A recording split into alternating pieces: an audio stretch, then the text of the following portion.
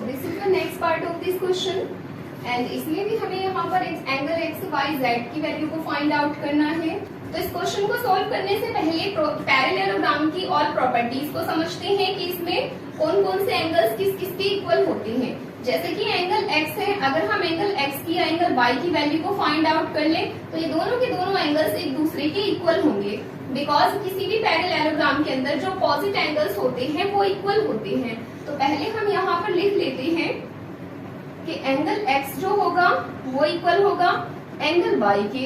And also इसमें एक चीज और होती है कि जैसे कि यहाँ angle x and angle z दिया गया है, ये दोनों के दोनों जो एंगल्स हैं वो कॉरेस्पॉन्डिंग एंगल्स हैं।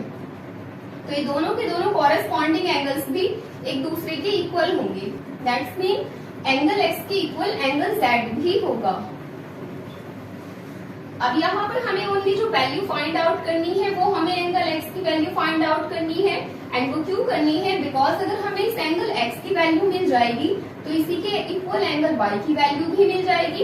एंड सिमिलरली एंगल x की वैल्यू से ही एंगल z की वैल्यू भी हमें मिल जाएगी। तो एंगल x की वैल्यू को जो हम फाइंड आउट करेंगे वो इस 50 डिग्री की हेल्प से फाइंड आउट करेंगे।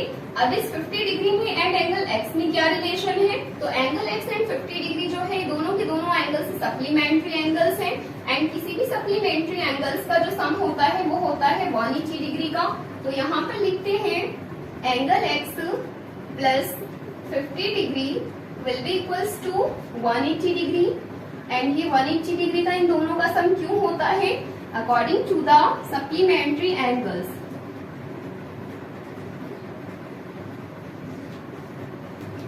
अब यहाँ पर जैसे एंगल x के साथ में 50 डिग्री प्लस हो रहा है तो वो अदर साइड में जाकर के 180 डिग्री में से इस 50 डिग्री को सब्ट्रैक्ट कर देंगे।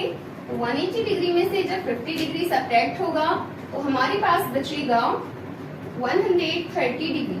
दैट्स मीन एंगल x की जो वैल्यू आई है वो आई है 130 डिग्री। एंड जैसे कि मैंने पहले भी बताया था कि जो एंगल y है वो एंगल x के इक्वल होगा। तो जो एंगल y होगा वो इस एंगल x के इक्वल है। दैट्स मीन वो भी 130 डिग्री का होगा। एंड वो क्यों होगा, because this is opposite angle of angle x।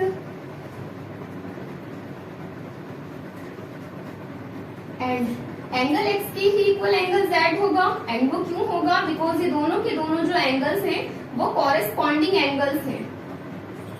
So angle z will be also equals to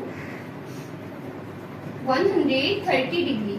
and इसकी भी यहाँ पर हम प्रॉपर्टी को लिख लेते हैं कि वो किस प्रॉपर्टी से इक्वल होगा। तो यहाँ पर इसकी प्रॉपर्टी होगी कॉरेस्पॉन्डिंग एंगल्स।